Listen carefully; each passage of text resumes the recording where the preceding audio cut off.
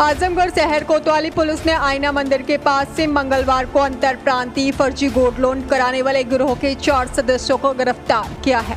उनके कब्जे से 9 पीली धातु की चेन, 8 पीली धातु के कंगन, कुल कीमत 12 लाख रुपए के साथ 4500 रुपए नगद बरामद किया गया है। मामले में सहायक पुलिस अधीक्षक शुभम अग्रवाल ने बताया कि फर्जी गोल्ड लोन के मामले में एक मुकदमा मुबारकपुर, एक शहर कोतवाली, 2 कंधरापुर थाना में दर्ज कराया गया था, जिससे 5 बैंक और 7 बैंक की शाखा शामिल है। उन्होंने बताया कि 4 लोग जो गिरफ्तार किए गए हैं उनमें 3 बस्ती जनपद के निवासी राजाराम तिवारी, विजय प्रताप वर्मा और रमेश कुमार वर्मा हैं और एक सुनील कुमार वर्मा बलिया का निवासी है।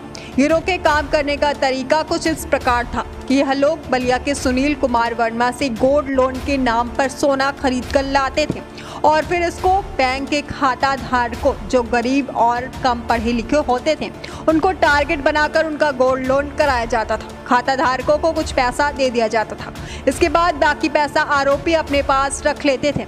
इसमें अभी और विवेचना की जा रही है। बैंकों को क्या नियम था और किस नियम से ये कैसे लोग गड़बड़ी करते थे, इसकी जांच की जा रही है। उन्होंने बताया कि मामले में 2 लोग मनीष सिंह और राजन को पहले ही आजमगढ़ में गिरफ्तार किया जा चुका है। यह दोनों आजमगढ़ के ही निवासी थे। उक्त प्रकरण में 4 मुकदमे लिखे गए थे, जिसमें एक मुबारकपुर में था, 2 कंधरापुर में थे और 1 कोतवाली में था। इस प्रकरण में पता चला कि एक पूरा गैंग था जो गोल्ड लोन स्कैम कर रहा था, जिसमें कल ही की दिनांक में 4 लोग गिरफ्तार हुए। विजय प्रताप वर्मा, राजाराम तिवारी, रमेश कुमार वर्मा और सुनील कुमार वर्मा।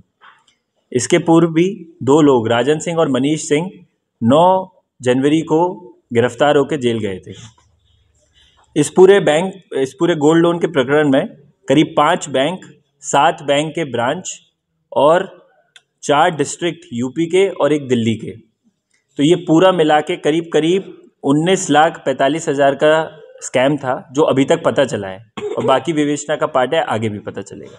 तो सर, कैसे मॉडस ऑपरेंडी इनकी क्या थी, किस तरह से लोग गुमराह करते थे? इनका मॉडस ऑपरेंडी ये था कि ये लोग बलिया से गोल्ड लाते थे।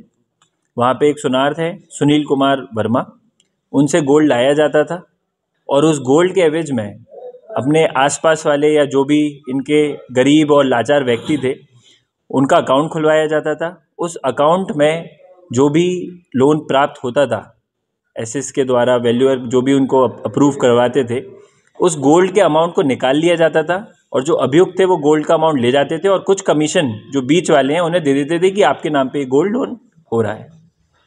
तो ये फेक रहता था, जो गोल्ड ले जाते थे, बैंक कैसे उसको अप्रूव करता था?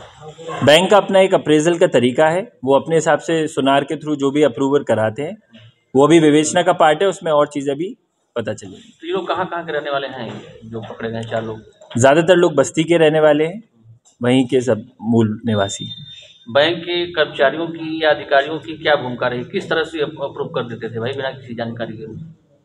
अभी वो विवेचना का पार्ट है, वो अभी और चीज़ें समझ में आ रही हैं, क्योंकि इसकी पॉलिसी पढ़ी जा रही है कि किस किस का क्या क्या रूल्स थे, क्या रूल्स का वायलेशन हुआ और उस बेसिस पे आगे की कार्रवाई की जाएगी। सर, लोकल में कितने लोग इनके साथ इन्वॉल्व थे आजमगढ़ जिले के?